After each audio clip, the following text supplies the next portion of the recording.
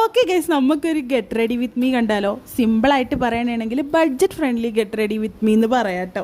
First തന്നെ ഞാൻ use ചെയ്യുന്നത് വനിതയിൽ നിന്ന് കിട്ടിയ ഒരു പോൺസ് ആണ് കേട്ടോ ഗൈസ്. എന്തായാലും സംഭവം കൊള്ളാം, മണമൊക്കെ എനിക്ക് ഇഷ്ടപ്പെട്ടു. പിന്നെ എൻ്റെ ലൈഫിൽ നിന്ന് തന്നെ ഒഴിച്ചുകൂടാൻ പറ്റാത്തൊരു സാധനമാണ് കേട്ടോ നമ്മുടെ ഫെയർ ആൻഡ് ലവ്ലി. അതില്ലാതെ എനിക്ക് പറ്റില്ല ഗൈസ്.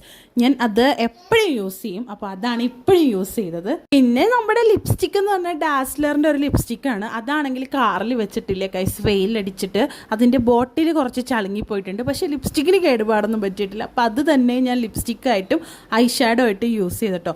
പിന്നെ എനിക്ക് ഐ ഷാഡോ പാലറ്റ് ഉണ്ട്, അതിന് ദാരിദ്ര്യമൊന്നുമില്ല. പക്ഷെ അതെടുക്കാനുള്ള മടി കൊണ്ടാണ് ലിപ്സ്റ്റിക്ക് തന്നെ യൂസ് ചെയ്തത്.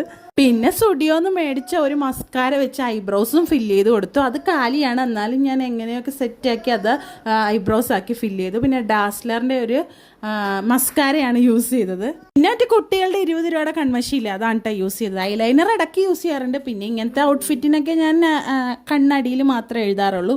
പിന്നെ മുടിയൊക്കെ ചീകി. അപ്പം ഞാൻ 2 ദിവസം കൂടുമ്പോഴേ തല നനയ്ക്കാറുള്ളൂ. ഷാമ്പും കണ്ടീഷണറൊക്കെ ഇട്ട് തല നനച്ച്.